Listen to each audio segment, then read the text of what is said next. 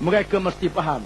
Allah Ta'ala mengisytiharkan ketika mencipta Nabi Adam alaihissalam bahawa di antara urusan manusia di atas muka bumi ialah urusan khilafah, iaitulah memerintah bumi dengan hukum Allah Subhanahu wa Ta'ala, dengan peraturan Allah Subhanahu wa Ta'ala. Inilah yang dinamakan politik Islam.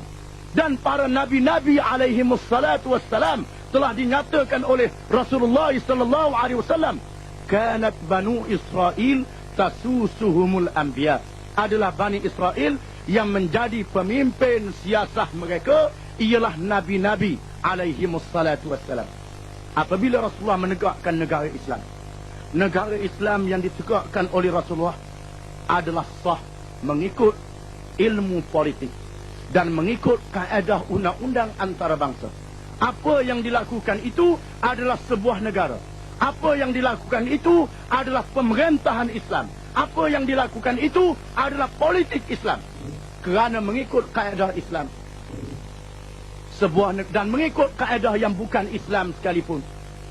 Sebuah negara yang nak ditegakkan di atas muka bumi dinamakan negara mengikut kaedah politik apabila mempunyai beberapa syarat. Yang pertama, mesti ada bumi.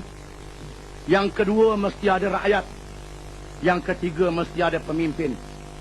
Yang keempat, mesti ada perlembagaan. Yang kelima, mestilah ada syakhsiyah ma'nawiyah ataupun kedaulatan, kepribadian sebagai sebuah negara.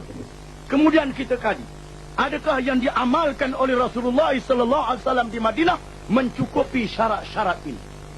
Yang pertama, ada negeri. Rasulullah mendapat sebuah negeri yang diberi oleh golongan Ansar, iaitulah negeri Madinah. Rasulullah berhijrah daripada Mekah ke Madinah kerana penduduk Mekah yang dikuasai oleh Abu Jahal tidak mengizinkan bumi Mekah ditegakkan ajaran Islam, ditegakkan negara Islam. Apabila penduduk Madinah memberi bumi Madinah, menyerahkannya kepada Rasulullah sallallahu alaihi wasallam, Rasulullah menegakkan negara Islam di Madinah. Ada bumi, ada negeri. Kalau kita isytihar kerajaan buangan, tak ada negeri, tak ada tanah, kita isytihar kita sebagai satu kerajaan, tak sah mengikut kaedah ini. Yang kedua, mesti ada rakyat. Kalau tak ada rakyat, tidak diiktiraf sebagai sebuah negara. Umpamanya kita carilah sebuah pulau di Selat Melaka yang tak ada penduduk, tak ada manusia. Kita pergi sorang-sorang, kita naik atas pulau tu, isytihar inilah negara, saya jadi raja, saya jadi presiden, rakyatnya ikut. Orang tak aku sebagai sebuah negara. Orang kata tak betul, kepala tak betul. Di mana sebuah negara mesti ada rakyat, mesti mempunyai rakyat. Dan negara yang ditegakkan oleh Rasulullah sallallahu alaihi wasallam mempunyai rakyat, dan rakyatnya terdiri dari kalangan orang Islam.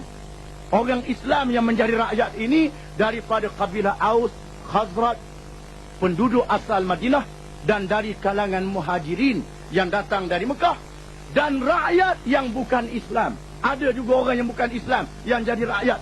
Jangan kita faham bila nak tegakkan negara Islam ini semua rakyat mesti Islam.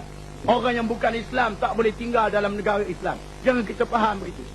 Negara Islam yang ditegakkan oleh Rasulullah sallallahu alaihi wasallam bukan sahaja mempunyai rakyat yang beragama Islam, tetapi juga rakyat yang bukan Islam, yang menerima kepatuhan, yang menerima perisytiharan Rasulullah sallallahu alaihi wasallam dan menyatakan taat setia yang tidak berbelah bagi kepada negara Islam.